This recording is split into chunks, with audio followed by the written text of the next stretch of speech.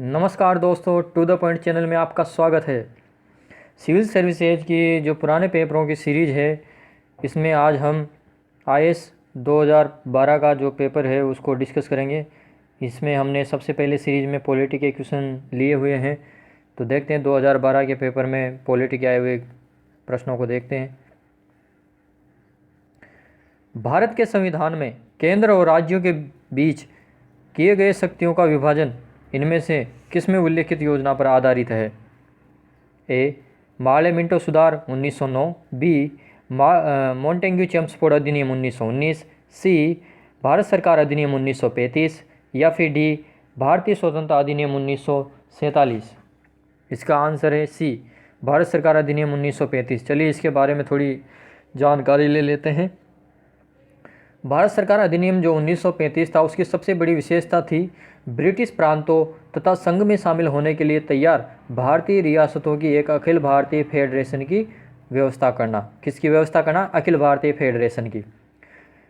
इसकी जो दूसरी विशेषता थी वो थी, क्योंकि अपेक्षित संख्या में रियासतें इसमें शामिल नहीं हुई, परिणाम स्वरूप अखिल भारतीय संघ कभी भी अस्तित्व में नहीं आया और जो संघ सरकार है वो 1919 के जो भारत शासन अधिनियम था उसी के अनुसार 1947 तक, जब तक भारतीय स्वतंत्रता अधिनियम नहीं आ गया तब तक उसी अधिनियम से ये 1919 वाले से चलती रही।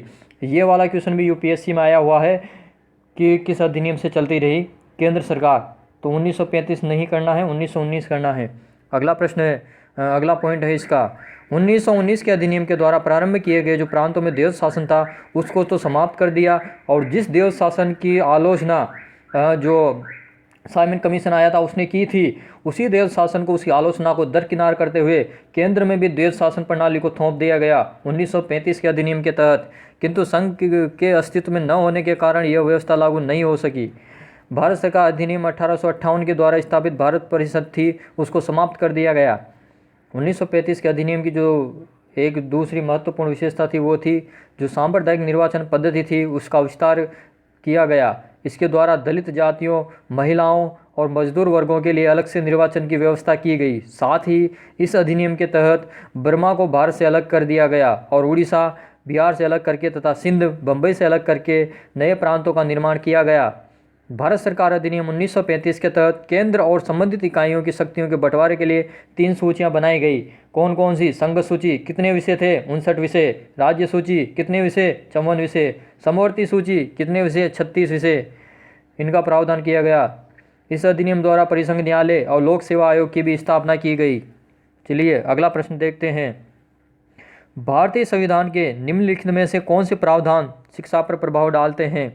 पहला प्रावधान है राज्य के नीति निर्देशक तत्व, दूसरा प्रावधान ग्रामीण और शहरी स्थानीय निकाय, तीसरा प्रावधान पंचम अनुसूची, चौथा प्रावधान षष्ठ अनुसूची, पांचवा प्रावधान सप्तम अनुसूची। निम्न कूटों के आधार पर सही उत्तर चुनिए। ए ऑप्शन में केवल पहला दूसरा राइट, बी में है केवल तीसरा चौथा पांचवा राइट, या फिर सी केवल 1 2 और 5 राइट, या फिर डी 1 2 3 4 5 राइट। इसका सही जवाब है सी 1 2 5 राइट। इसको थोड़ा देख लेते हैं कौन कौन से प्रावधान हैं। राज्य के जो नीति निर्देशक तत्व है वो ग्रामीण और शहरी स्थानीय निकाय, और जो 7वीं अनुसूची है उसमें शिक्षा से संबंधित और उसको प्रभावित करने वाले प्रावधान शामिल थे। और जो राज्य के नीति निर्देशक तत्व है अनुच्छेद 45, उसमें 6 वर्ष से कम आयु के सभी बच्चों के लिए प्रारंभिक बाल्यकाल की देखरेख और शिक्षा का प्रयास करेगा। इसमें इसका उल्लेख किया गया है अनुच्छेद 45 में।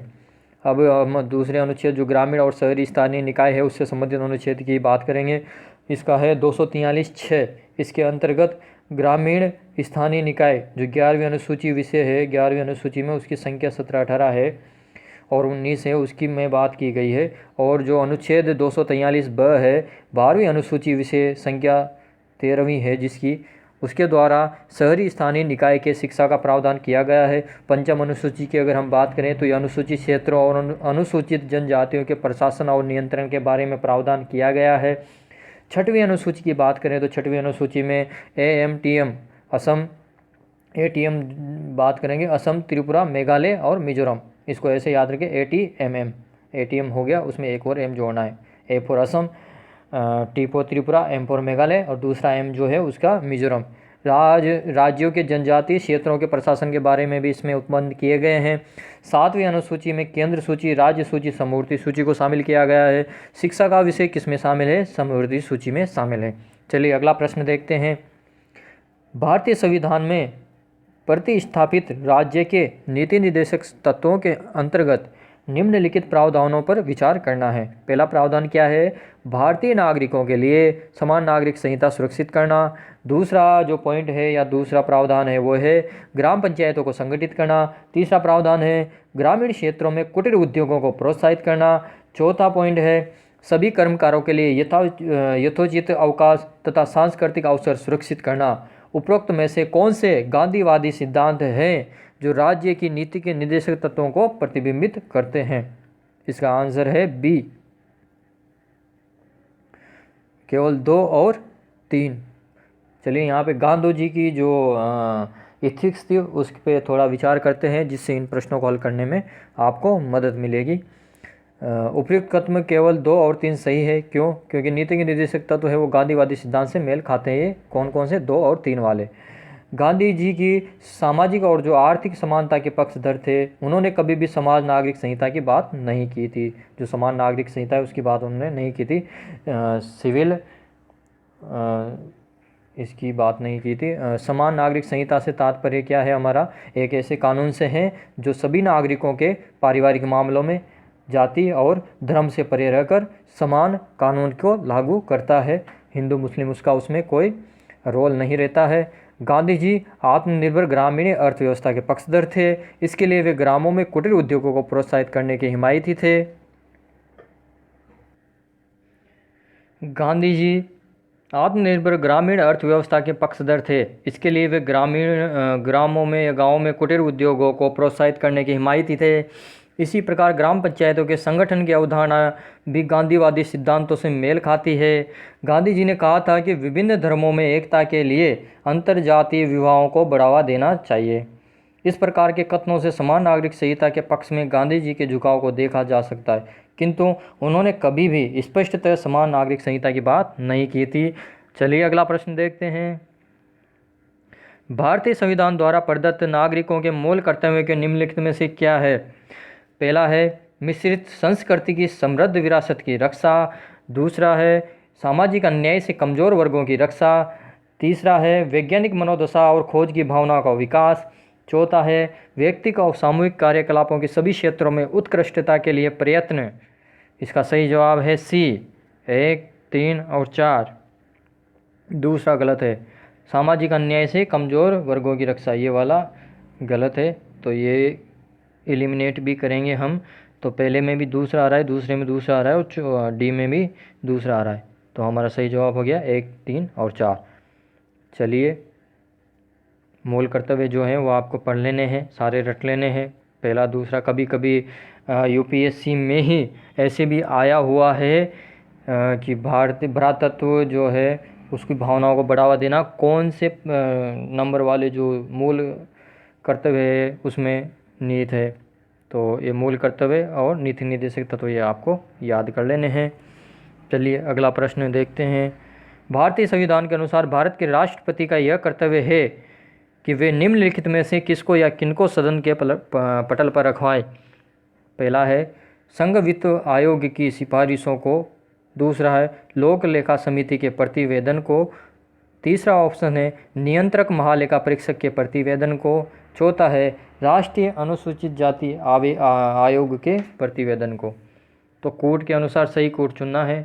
ए है केवल 1, बी है 2 और 4, सी है 1, 3, 4 या फिर डी सब के सब 1, 2, 3, 4। इसका सही आंसर है सी, 1, 3 और 4।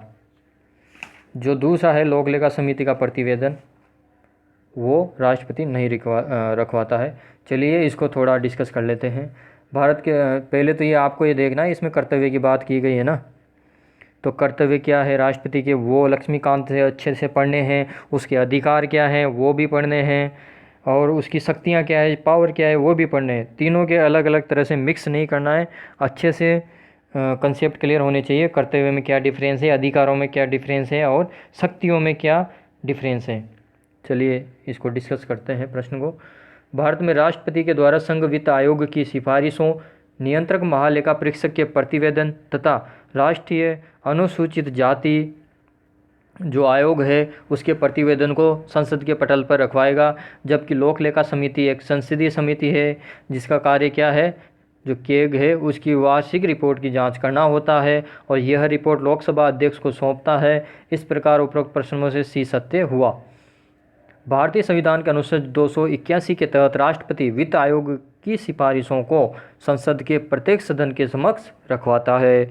दूसरा है हमारा संविधान के अनुच्छेद 151(1) के अंतर्गत राष्ट्रपति नियंत्रक महालेखा परीक्षक यानी कि केग के प्रतिवेदन को संसद के प्रत्येक सदन के समक्ष रखवाता है।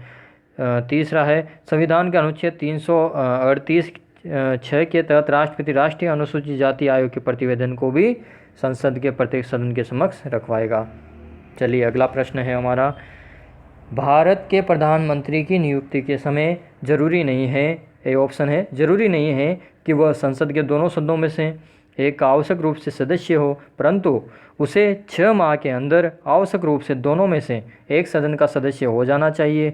बी है, जरूरी नहीं है कि वह संसद के दोनों सदनों में से एक का आवश्यक रूप से सदस्य हो, परंतु उसे 6 माह के अंदर लोकसभा का सदस्य हो जाना चाहिए। सी है, संसद के दोनों सदनों में से एक का आवश्यक रूप से सदस्य होना चाहिए। या फिर डी, आवश्यक रूप से लोकसभा का सदस्य होना चाहिए।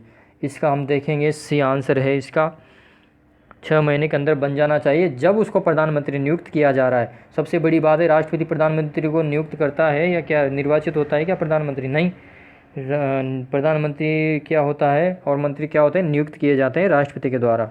आप ऐसे मत रहना कि सांसद वगैरह है इनके तो चुनाव होते हैं तो सीधा बोल दिया कि हाँ प्रधानमंत्री का चुनाव होता है, मोदी जी का चुनाव हुआ है। चुनाव नहीं हुआ है, नियुक्त किए जाते हैं। चलिए इस प्रश्न को डिस्कस करते हैं।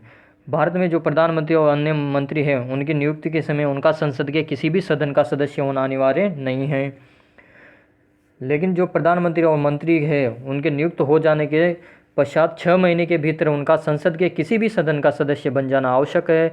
यदि 6 महीने की उक्त अवधि में वे संसद के किसी सदन के सदस्य नहीं बन पाते हैं तो वे प्रधानमंत्री और मंत्री के रूप में पद पर नहीं रह सकते।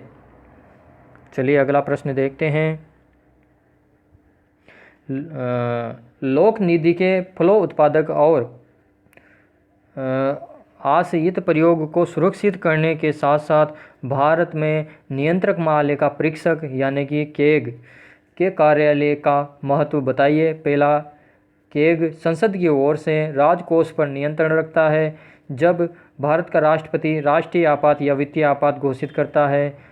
दूसरा है, केग की मंत्रालयों द्वारा कार्यान्वित परियोजनाओं के कार्यक्रमों पर जारी किए गए प्रतिवेदनों पर लोक लेखा समिति विचार विमर्श करती है। तीसरा है, केग के प्रतिवेदनों से मिली जानकारियों के आधार पर जांचकर्ता एजेंसियां उन लोगों के विरुद्ध आरोप दाखिल कर सकती है जिन्होंने लोक निधि प्रबंधन में कानून का उल्लंघन किया हो। या फिर चौथा है, केग को ऐसी निश्चित न्यायिक शक्तियाँ प्राप्त है कि सरकारी कंपनियों के लेखा परीक्षा और लेखा जांचते समय वह कानून का उल्लंघन करने वालों पर अभियोग लगा सके। तो सबसे बड़ी बात है, ये अभियोग वगैरह इनका काम तो क्या है, न्यायालय का काम है, ये केग का काम नहीं है। तो चौथा तो हम वैसे काट देते हैं। तो चौथा काटने से हमारा एलिमिनेशन हो गया, ए ऑप्शन एलिमिनेट हो गया और डी ऑप्शन हमारा कट गया। अब हमें बचा है बी और सी। तो बी और सी में तीसरा 2 तो कॉमन है दोनों में, यानी कि 2 तो सही हो गया होगा। अब सी वाला देखना है, सी सही है कि नहीं है, तीसरा देखना है वो सही है कि नहीं है। तीसरा है, केग के प्रतिवेदनों से मिली जानकारी के आधार पर जांचकर्ता एजेंसियां उन लोगों के विरुद्ध आरोप दाखिल कर सकती है जिन्होंने लोक निधि प्रबंधन में कानून का उल्लंघन किया है। तो ये बिल्कुल सही जवाब है, ऐसा कर सकती है जांच एजेंसियां। तो हमारा आंसर हो गया सी। केग को देख लेते हैं, डिस्कस कर लेते हैं। नियंत्रक महालेखा परीक्षक केवल संसद के प्रति उत्तरदायी होता है, इससे इसकी स्वतंत्रता हमें पता चलती है कि केग को कितनी स्वतंत्रता है और सरकार का इस पर इतना दबाव नहीं रहता कि तू हमारे पक्ष में ही रिपोर्ट तैयार कर कि हाँ कोई भ्रष्टाचार नहीं हुआ है या हमने जो भी फैसले लिए हैं या जो भी योजना है जो भी बजट में उसके लिए पैसे आवंटित किए गए हैं वो सही सही खर्चा हुआ है। तो ये उसका दबाव नहीं होता है, संसद के प्रति उत्तरदायी होता है केग, और उसी के माध्यम से खर्चों का लेखा परीक्षण करता है। वह राष्ट्रीय आपात वित्तीय आपात के ही समय नहीं बल्कि सामान्य समय में भी नियमित रूप से अपने कार्य को अंजाम देता है। नियंत्रक महालेखा परीक्षक केंद्र सरकार के मामले में अपनी रिपोर्ट राष्ट्रपति को सौंपता है, जिसे राष्ट्रपति क्या करता है, संसद के दोनों सदनों के सभा पटल पर रखवाता है। संसद के सभा पटल पर आने के पश्चात लोक लेखा समिति इस रिपोर्ट पर विचार विमर्श करती है। नियंत्रक महालेखा परीक्षक के द्वारा प्रस्तुत किए गए प्रतिवेदनों से प्राप्त जानकारी के आधार पर जांचकर्ता एजेंसियां लोक निधि के प्रबंधन में जो कानून का अगर कोई उल्लंघन हुआ है तो इसी स्थिति में उनके विरुद्ध आरोप पत्र दाखिल कर सकती है। केग की ऐसी कोई न्यायिक शक्ति प्राप्त नहीं है जिसके आधार पर सरकारी एजेंसियां लेखा परीक्षक के समय कानून का उल्लंघन करने वालों पर अभियोग लगा सके। चलिए अगला प्रश्न देखते हैं। लोकसभा अध्यक्ष के पद के विषय में निम्नलिखित कथनों पर विचार कीजिए। पहला कथन है, वह राष्ट्रपति के प्रसाद प्रयत्न पद धारण करता है। बिल्कुल ये सही जवाब है या गलत जवाब है? क्या वो राष्ट्रपति का प्रसाद प्रयत्न धारण करता है या उसे लोकसभा का विश्वास हासिल रहता है? सबसे पहले तो बात यह है कि वो सत्ताधारी पार्टी में से ही चुना जाता है, और जब वो उस पद को ग्रहण कर लेता है वो निष्पक्ष रूप से अपने कार्य का संचालन करता है।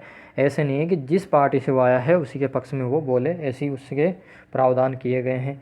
चलिए दूसरा पॉइंट है, ये आवश्यक नहीं है कि अपने निर्वाचन के समय वह सदन का सदस्य हो, परंतु उसे अपने निर्वाचन के बाद 6 माह के भीतर सदन का सदस्य हो जाना चाहिए। चलिए ये भी गलत हो गया।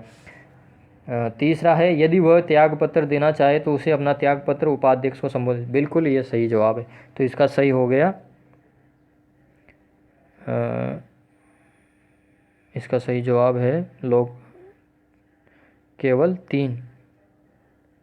इसको डिस्कस कर लेते हैं। लोकसभा अध्यक्ष को, लोकसभा अध्यक्ष राष्ट्रपति के प्रसाद पद पर धारण नहीं रहता है, बल्कि उसे जब तक लोकसभा का विश्वास हासिल रहता है तब तक वह अपने पद पर रहता है। अनुच्छेद 94 से स्पष्ट किया गया है कि लोकसभा के तत्कालीन समस्त सदस्यों के बहुमत से पारित संकल्प के द्वारा, पहली बात है 2/3 वगैरह का कुछ नहीं है इसमें, सिस्टम क्या है, समस्त सदस्यों के बहुमत से पारित संकल्प, उसके द्वारा उसे पद से हटाया जा सकेगा।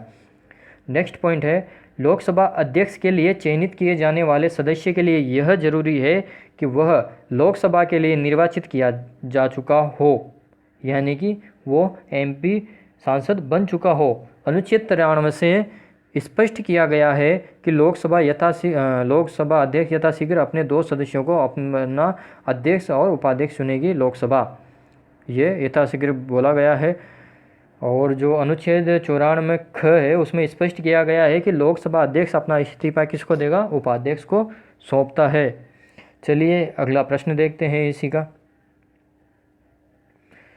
निम्नलिखित विशेषाधिकारों में से कौन से भारत के संविधान द्वारा राज्यसभा को प्रदत्त किए जाते हैं? ए है राज्य का वर्तमान राज्य क्षेत्र परिवर्तित करना और राज्य का नाम परिवर्तित करना। बी है संसद को राज्य सूची में नियम बनाने और एक अथवा एकाधिक अखिल भारतीय सेवाओं का सर्जन करने हेतु सशक्त बनाने के लिए एक प्रस्ताव पारित करना। या फिर सी है राष्ट्रपति की निर्वाचन प्रक्रिया में संशोधन करना और राष्ट्रपति की सेवानिवृत्ति के पश्चात उसकी पेंशन निर्धारित करना। या फिर डी है चुनाव आयोग की क्रियाकलापों का निर्धारण करना और चुनाव आयुक्त की संख्या निर्धारित करना। इसका सही जवाब है बी, संसद को राज्य सूची में नियम बनाने और एकाधिक अखिल भारतीय सेवाओं का सर्जन करने हेतु सशक्त बनाने के लिए एक प्रस्ताव पारित करना। इसको भी चलिए डिस्कस कर लेते हैं। राज्यसभा में राज्यों का प्रतिनिधित्व होता है। सभी राज्यों एवं दिल्ली और पांडिचेरी जैसे जो केंद्र शासित प्रदेश हैं उनको राज्यसभा में प्रतिनिधित्व भी प्राप्त होता है, जहां पर विधानसभाएं होती है। ऐसे केंद्र शासित प्रदेशों में भी ऐसे केंद्र शासित प्रदेशों को भी प्रतिनिधित्व प्राप्त होता है राज्यसभा में। भारतीय संविधान के अनुच्छेद 249 के अनुसार यदि राज्यसभा ने उपस्थित और मत देने वाले सदस्यों में से कम, ध्यान दीजिए, कम से कम 2/3 सदस्यों के द्वारा समर्थित संकल्प के द्वारा, कितने 2/3 उनके द्वारा घोषित किया है कि राष्ट्रीय हित में यह आवश्यक है या समीचीन है कि संसद राज्य सूची में शामिल किसी भी विषय पर कानून बनाए तो संसद के लिए उस विषय के संबंध में भारत के संपूर्ण राज्य क्षेत्र या उसके किसी भाग के लिए विधि बनाना कानूनी रूप से वैध होगा या कानूनी रूप से वो सही होगा। अनुच्छेद 312 के अधीन यदि राज्यसभा ने उपस्थित और मत देने वाले सदस्यों में से कम 2/3 सदस्यों द्वारा समर्थित संकल्प के द्वारा यह घोषित किया है कि राष्ट्रीय हित में ऐसा करना आवश्यक है तो संसद विधि द्वारा संघ शासित प्रदेशों और राज्यों के लिए सम्मिलित एक या अधिक अखिल भारतीय सेवाओं के सृजन के लिए उपबंध कर सकेगी। इसके तहत अखिल भारतीय नागरिक सेवा भी शामिल है। तो ये इसका व्याख्या होगी इस प्रश्न की। अगला प्रश्न देखते हैं। निम्नलिखित कथनों पर विचार करना है। संघ राज्य क्षेत्रों का राज्यसभा में प्रतिनिधित्व नहीं होता है। पहला ये बात बोली गई है। दूसरी है निर्वाचन झगड़ों का निर्णय करना मुख्य निर्वाचन आयुक्त के अधिकार क्षेत्र में है। तीसरा जो पॉइंट है इसका वो है भारत के संविधान के अनुसार संसद में केवल लोकसभा और राज्यसभा होती है। तो इसका आंसर क्या होगा? ये सारे जो कोड दिए गए हैं इनमें से एक भी सही नहीं है। चलिए कैसे सही नहीं है उसको हम डिस्कस करते हैं। देश के 7 संघ राज्य क्षेत्रों में से 2 संघ राज्य क्षेत्र कौन कौन से? दिल्ली और पांडिचेरी में राज्यसभा का प्रतिनिधित्व प्रदान किया, जैसे कि पिछले क्वेश्चन में हमने व्याख्या की थी। दिल्ली के लिए कितनी सीटें हैं? 3 सीटें हैं। पांडिचेरी के लिए कितनी सीटें हैं? 1 सीट निर्धारित की गई है। तो ये इस प्रकार अपना पहला कथन जो बोला था इसने कि कोई प्रतिनिधित्व नहीं है, ये गलत हो गया। दूसरा कथन की बात करते हैं। निर्वाचन से संबंधित विवादों का निपटारा करना किसका काम है? न्यायालय की जिम्मेदारी के अंतर्गत आता है। तो ये भी दूसरा खत्म हो गया, ये भी गलत हो गया। तीसरा जो इसका ऑप्शन है वो देखते हैं। तीसरा कूट भारतीय संविधान के अनुच्छेद 79 में 79 में स्पष्टतः उल्लेखित किया गया है कि संघ के लिए एक संसद होगी। इसमें कौन कौन होंगे? राष्ट्रपति होंगे और 2 सदन होंगे, राज्यसभा और लोकसभा से मिलकर बनेगी। तो तीसरे में क्या बोला गया है कि केवल लोकसभा राज्यसभा नहीं, इसमें राष्ट्रपति भी शामिल होगा। तो इस तरह से हमारे तीनों कथन गलत हो जाते हैं। चलिए अगला प्रश्न देखते हैं। लोकसभा और राज्यसभा के बीच गतिरोध की स्थिति में किन स्थितियों में संसद की संयुक्त बैठक बुलाई जाती है? पहला है साधारण विधि निर्माण को पारित करने की स्थिति में। दूसरा है धन विधेयक को पारित करने की स्थिति में। तीसरा है संविधान संशोधन विधेयक को पारित करने की स्थिति में। दूसरा और तीसरा हम पिछले जो वीडियोज़ हैं उनमें बता चुके हैं कि इनके लिए संयुक्त बैठक की कोई व्यवस्था नहीं की गई है। तो हमारा आंसर हो गया ए, केवल एक सही है। और जब संयुक्त बैठक आयोजित की जाती है तो उसमें किस प्रकार से मतलब पारित किया जाता है उस विधेयक को? साधारण बहुमत से पारित किया जाता है, इस न कि 2/3 बहुमत से। चलिए अगला प्रश्न देखते हैं। निम्नलिखित में से कौन सी विधियां भारत के लोक वित्त पर संसदीय नियंत्रण रखने के काम आती है? पहली है संसद के सम्मुख वार्षिक वित्तीय विवरण को प्रस्तुत किया जाना। दूसरा है विनियोजन विधेयक के पारित होने के बाद ही भारत की संचित निधि से मुद्रा निकालना या पैसे निकाल पाना। तीसरा है अनुपूरक अनुदानों तथा लेखा अनुदानों का प्रावधान। चौथा है संसदीय बजट कार्यालय द्वारा समष्टिगत आर्थिक पूर्वानुमानों तथा वे हेतु सरकार के कार्यक्रम का एक नियतकालिक अथवा कम से कम मध्यवर्गीय पुनरावलोकन करना। पांचवा है संसद में वित्त विधेयक का प्रस्तुत किया जाना। तो इसके कौन कौन से सही है? इसका पहला सही हो गया, दूसरा सही हो गया, तीसरा सही हो गया, चौथा गलत है और पांचवा सही हो गया। तो ये कौन से में है? पहला, दूसरा, तीसरा और पांचवा। ए ऑप्शन सही है। चलिए इसकी व्याख्या देख लेते हैं। लोक वित्त पर नियंत्रण रखने के लिए अनुच्छेद 112 में प्रावधान किया गया है। क्या प्रावधान किया गया है? कि राष्ट्रपति प्रत्येक वित्त वर्ष के संदर्भ में संसद के दोनों सदनों के समक्ष वार्षिक वित्तीय विवरण प्रस्तुत करवाएगा। क्या संविधान में किस जो शब्द है उसका उल्लेख किया गया है? क्या बजट का उल्लेख किया गया है? क्या नहीं, वार्षिक वित्तीय विवरण का उल्लेख किया गया है, बजट का कोई उल्लेख नहीं किया गया है। एक शब्द है उसका उल्लेख किया गया है, वार्षिक वित्तीय विवरण। चलिए इसका अगला डिस्कस कर लेते हैं। भारत की संचित निधि से राशि तभी निकाली जा सकती है जब इसके लिए विनियोग विधेयक को पारित करा लिया जाए। ठीक है। अगला, अनुपूरक अनुदानों और लेखा अनुदानों के माध्यम से भी लोक वित्त पर प्रभावी नियंत्रण, पब्लिक जो वित्त है उस पर प्रभावी नियंत्रण रखा जाता है। अगला पॉइंट है, अनुपूरक अनुदानों की मांग को उस समय सरकार के द्वारा लोकसभा में लाया जाता है। कब लाया जाता है? जबकि कभी वित्तीय वर्ष की समाप्ति से पहले ही सरकार को यह अनुभव हो जाता है कि पहले जो स्वीकृत किया गया अनुदान उस प्रयोजन के लिए अपर्याप्त है, या उसके लिए अपर्याप्त है, या फिर उसके लिए वो कम पड़ रहा है। इसी प्रकार जब 1 अप्रैल से पहले सरकार विनियोग विधेयक पारित नहीं करा पाती है तो सरकार लेखानुदान के माध्यम से तब तक के खर्च का प्रबंधन करती है जब तक कि पुनः विनियोग विधेयक न पारित करा लिया जाए। ऐसा सामान्यतः चुनावी वर्ष या लोकसभा का विघटन होने की स्थिति में ही होता है। संसदीय बजट कार्यालय का प्रावधान भारत में नहीं किया गया है। संसद में वित्त विधेयक के द्वारा भी लोक वित्त पर नियंत्रण रखा जाता है। किसी वित्तीय वर्ष के संबंध में सरकार की वित्तीय प्रस्तावनाओं को प्रभावित करने के लिए एक वित्तीय विधेयक वित्त मंत्री के बजट भाषण के तुरंत बाद संसद में पुनः स्थापित किया जाता है। ज्ञात है कि यह भी एक धन विधेयक है और इसे बजट सत्र में विनियोग विधेयकों के साथ साथ पारित किया जाता है। चलिए अगला प्रश्न देखते हैं। भारतीय संसद में स्थगन प्रस्ताव लाने का क्या उद्देश्य है? ए ऑप्शन है सार्वजनिक महत्व के निश्चित अत्यावश्यक मुद्दों पर बहस करने हेतु, बी विदेशी सदस्यों के मंत्रियों के सूचना प्राप्त करने हेतु, सी किसी अनुदान की मांग में एक निश्चित मात्रा में कटौती करने हेतु, या फिर डी कुछ सदस्यों के हिंसक अथवा अनुचित व्यवहार पर रोक लगाने के लिए कार्यवाही स्थगित करने हेतु। इसका सही जवाब है ए सार्वजनिक महत्व के जो बहुत ही आवश्यक मुद्दे हैं उन पर बहस करने के लिए ये स्थगन प्रस्ताव लाया जाता है। चलिए इसकी व्याख्या देखते हैं। जब कभी सार्वजनिक महत्व का कोई प्रश्न उपस्थित होता है तो संसद का कोई भी सदस्य यह प्रस्ताव रख सकता है। कोई भी सदस्य का मतलब क्या हो गया? सरकारी और गैर सरकारी। सरकारी सदस्य में हमने पिछली वीडियो में बताया था कौन आते हैं, सारे मंत्री आते हैं। गैर सरकारी सदस्यों में कौन आता है? जो सांसद वगैरह हैं वो आते हैं। तो कोई भी सरकारी सदस्य इस प्रस्ताव को रख सकता है।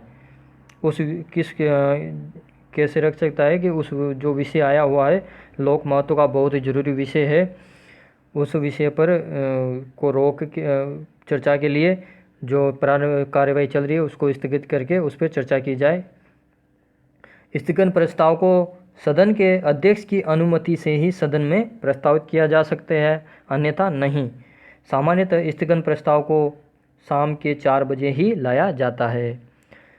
चलिए अब पंचायतों वाला प्रश्न है। पहला प्रश्न जो है उसको देखते हैं। पंचायत अनुसूचित क्षेत्रों में विस्तार अधिनियम यानी कि पेशा जो अधिनियम है, इससे फेमस है पेशा, PESA, 1996 के अंतर्गत समाविष्ट क्षेत्रों में ग्राम सभा की क्या भूमिका है या क्या शक्तियां हैं? पहला, ग्राम सभा के पास अनुसूचित क्षेत्रों में भूमि का हस्तांतरण रोकने की शक्ति होती है, ये सही है। दूसरा है ग्राम सभा के पास लघु वनोपज का स्वामित्व होता है, ये भी सही है।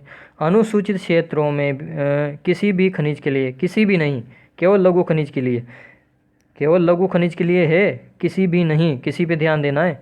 किसी का मतलब तो ये हो गया कि सभी खनिजों के बारे में बात कर रहा है, तो किसी भी खनिज के लिए नहीं, लघु खनिजों के लिए है केवल। खनन पट्टों अथवा पूर्वेक्षण लाइसेंस प्रदान करने हेतु ग्राम सभा की अनुशंसा आवश्यक है।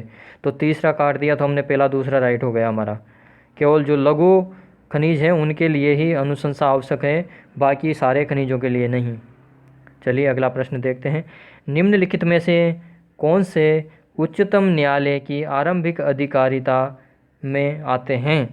पर आरंभिक अधिकारिता ये पूरा पढ़े, लक्ष्मीकांत में अच्छे से समझा रखा है कौन कौन से टॉपिक आते हैं, उनको इसी हिसाब से रखना है। ये मेंस में भी कभी कभी क्वेश्चन आ जाता है। चलिए पहला ऑप्शन देखते हैं इसका, भारत सरकार तथा एक या अधिक राज्यों के बीच का विवाद। दूसरा है इसका, संसद के किसी सदन या राज्य विधानमंडल में हुए चुनाव पर विवाद। तीसरा, भारत सरकार तथा किसी संघ राज्य क्षेत्र के बीच का विवाद। या फिर चौथा, 2 या अधिक राज्यों के बीच का विवाद। और इसका आंसर सही है पहला और चौथा, फर्स्ट और फोर्थ, यानी कि सी ऑप्शन इसका सही है। चलिए इसकी व्याख्या देख लेते हैं। उच्चतम न्यायालय की आरंभिक अधिकारिता में क्या क्या शामिल किया गया उसको देख लेते हैं। केंद्र व एक या अधिक राज्यों के बीच का विवाद इसमें शामिल किया गया है, या दो से अधिक राज्यों का बीच का विवाद इसमें शामिल किया गया है, या एक और भारत सरकार और किसी राज्य या राज्यों और दूसरी ओर एक या एक से अधिक अन्य राज्यों के बीच का विवाद इसमें शामिल किया गया है। क्या इसमें नदी जल विवाद है जो राज्यों के बीच होता है, एक राज्य से होकर दूसरे राज्य में जब नदियाँ गुजरती है तो जब अकाल के दिन होते हैं या बारिश अच्छे से नहीं होती है तो वो राज्य पानी रोक लेता है। तो ये जो विवाद चलता रहता है, क्या इसको भी इसमें शामिल किया गया है क्या प्रारंभिक अधिकारिता में? नहीं। इस वाले विवाद के लिए अलग से प्राधिकरण का गठन किया जाएगा, और नदी जल प्राधिकरण जिसको जैसे बोला जाता है, और वो इन मामलों को सुलझाएगा। तो जैसे अगर इसमें एक कूट आता है कि नदी जल विवाद को इसमें समझाया जाता है तो वो भी गलत हो जाएगा, वो कथन वो इसमें इंक्लूड नहीं होगा। चलिए अगला प्रश्न देखते हैं। भारत में उच्चतम न्यायालय की स्वायत्तता की रक्षा हेतु क्या प्रावधान है?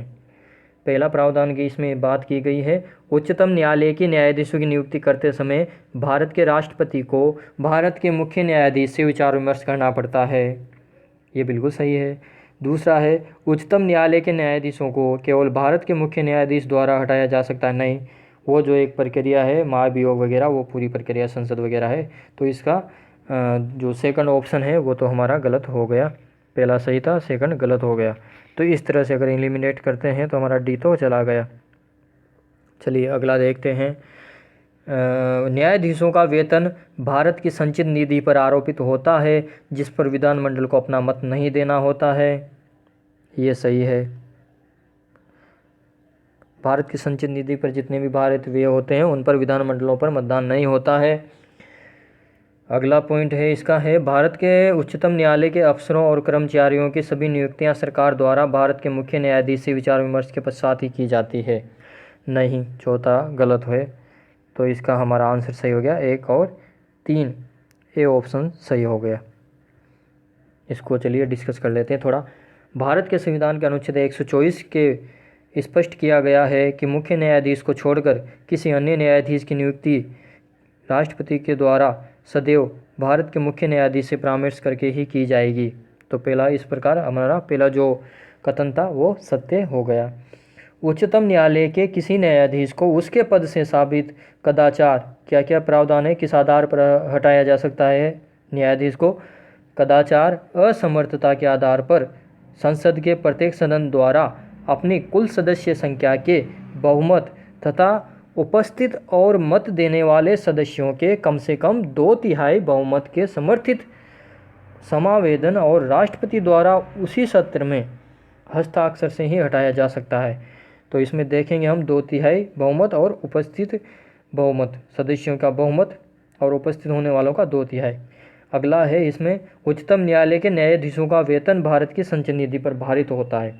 अनुच्छेद 113 के अनुसार जो वे भारत की संचित निधि पर भारित होते हैं वो संसद में मतदान के लिए नहीं रखे जाते हैं। अनुच्छेद 146 में यह स्पष्ट किया गया है कि उच्चतम न्यायालय के अधिकारियों और सेवकों की नियुक्ति भारत का मुख्य न्यायाधीश या ऐसा कोई अधिकारी करेगा जिसे भारत के मुख्य न्यायाधीश ने निर्दिष्ट किया है कि हाँ ये काम हम तुम्हें सौंपते हैं, तो वो उस काम को देखेगा।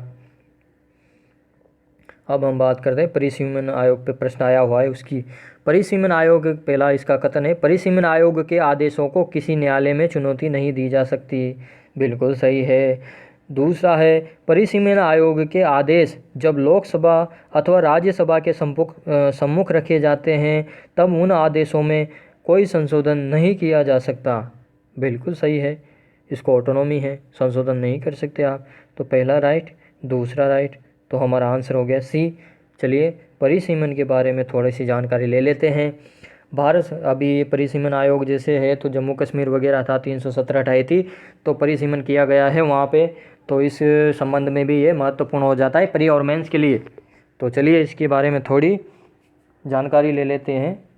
भारत सरकार द्वारा परिसीमन आयोग का गठन समय समय पर परिसीमन आयोग अधिनियम के प्रावधानों के अंतर्गत किया जाता है। परिसीमन आयोग का प्रमुख कार्य हाल ही की जो करंट जनगणना है जो हो चुकी है, जिसके आंकड़े प्रकाशित हो चुके हैं, उसके आधार पर विभिन्न विधानसभाओं और जो लोकसभा है उसके निर्वाचन क्षेत्रों की सीमा का पुनः सीमांकन करना होता है। परिसीमन के आदेशों को किसी न्यायालय में चुनौती नहीं दी जा सकती कि आपने इस जो विधानसभा की सीमा है उसमें इतना क्षेत्र क्यों लिया, या ऐसे, या इसमें इतनी जनसंख्या है, इसका छोटा बड़ा कैसे कर दिया क्षेत्र को। तो वो इसमें चुनौती, इस बेसिस पे चुनौती न्यायालय में नहीं दी जा सकती। हालांकि परिसीमन आयोग के आदेशों को लोकसभा और संबंधित राज्य विधानसभाओं में रखा जाता है, किंतु लोकसभा एवं राज्य विधानसभाएं परिसीमन आयोग के आदेशों में कोई सुधार या संशोधन नहीं कर सकती है। परिसीमन आयोग के द्वारा प्रत्येक राज्य के प्रदत्त प्रतिनिधित्व में कोई बदलाव नहीं किया जाता है, किंतु जनगणना के आधार पर अनुसूचित जाति और अनुसूचित जनजाति से संबंधित सीटों में परिवर्तन कर दिया जाता है। तो इस तरह से परिसीमन आयोग के बारे में बताया गया है। और हम अभी तक कितने परिसीमन आयोगों की स्थापना की जा चुकी है तो वो देख लेते हैं। अभी तक 4 परिसीमन आयोगों की स्थापना की जा चुकी है। पहला जो परिसीमन आयोग का गठन किया था वो 1952 में किया था, दूसरा किया था वो 1963 में, तीसरा 1973 में, और जो चौथा परिसीमन और लास्ट परिसीमन आयोग था उसका गठन हुआ था 2002 में। चलिए अगला प्रश्न देख लेते हैं। अगला प्रश्न हरित न्यायाधिकरण के बारे में दिया गया है, तो प्रश्न पढ़ते हैं।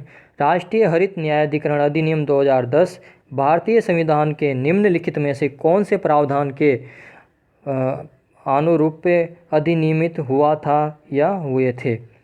पहला इसका कथन है, स्वतंत्र पर्यावरण के अधिकार के अनुरूप, जो अनुच्छेद 21 के अंतर्गत जीवन के अधिकार का एक अंग माना जाता है। बिल्कुल सही, राइट टू लाइफ, अनुच्छेद 21। दूसरा है इसका कथन, अनुच्छेद 275(1) के अंतर्गत अनुसूचित जनजातियों के कल्याण हेतु अनुसूचित क्षेत्रों में प्रशासन का स्तर बढ़ाने के लिए प्रावधानिक अनुदान के रूप में नहीं। तीसरी, चौथी, पांचवी अनुसूची है, इसके पांचवी छठी अनुसूची है अनुसूचित क्षेत्रों के लिए और जनजाति क्षेत्रों के लिए, तो उनके लिए तो ऐसा कोई प्रावधान नहीं किया था। अगला कथन है, अनुच्छेद 243(a) के अंतर्गत उल्लिखित ग्राम सभा की शक्तियों और कार्यों के अनुरूप। ये भी गलत है, तो हमारा आंसर हो गया केवल 1। ये भी गलत हो गया, तो हमारा आंसर हो गया केवल 1। चलिए इसको भी डिस्कस कर लेते हैं, हरित अधिकरण को। भारतीय संविधान के अनुच्छेद 21 के द्वारा प्राण और दैहिक स्वतंत्रता के संरक्षण का अधिकार प्रदान किया गया है। इसके तहत प्रत्येक सरकार का यह दायित्व बनता है कि वह अपने नागरिकों को स्वस्थ और स्वच्छ पर्यावरण उपलब्ध कराए। जीवन जीने के अधिकार का मतलब ये नहीं है कि पशु की तरह ज़िंदगी जीना है।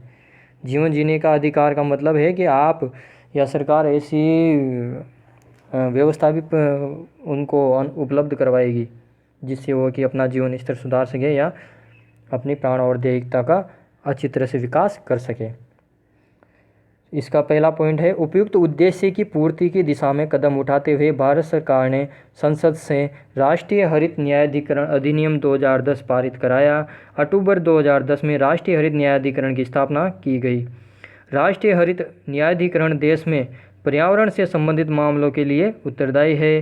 राष्ट्रीय हरित न्यायाधिकरण की मुख्य पीठ नई दिल्ली में है, जबकि 4 अन्य पीठें भोपाल, पुणे, कोलकाता और चेन्नई में हैं। अगला प्रश्न है, भारतीय विधान के प्रावधानों के अंतर्गत उपभोक्ताओं के अधिकारों विशेषाधिकारों के संदर्भ में निम्नलिखित में से कौन सा कथन सही है? सही कथन बताना है आपको कौन सा। पहला कथन है, उपभोक्ताओं को खाद्य की जांच करने के लिए नमूने लेने का अधिकार है। दूसरा कथन है, उपभोक्ता यदि उपभोक्ता मंच में अपनी शिकायत दर्ज कराता है तो उसे उसके लिए कोई फीस नहीं देनी होती है। तीसरा कथन है, उपभोक्ता की मृत्यु हो जाने पर उसका वैधानिक उत्तराधिकारी उसकी ओर से उपभोक्ता मंच में शिकायत दर्ज करा सकता है। बिल्कुल सही जवाब है। अगर कोई गलत चीज़ खाता है और वो मर गया तो उसका जो उत्तराधिकारी या कोई दूसरा व्यक्ति, उसका घर का सदस्य भी शिकायत दर्ज करा सकता है। तो तीसरा सही है, पहला सही है, तो हमारा ऑप्शन सी सही हो गया, पहला और तीसरा। दूसरा गलत क्यों है वो देख लेते हैं। इसके लिए एक निश्चित कोर्ट फीस देनी पड़ती है, तो इसलिए दूसरा कथन गलत हो जाता। ये फ्री में नहीं है। बहुत बहुत धन्यवाद।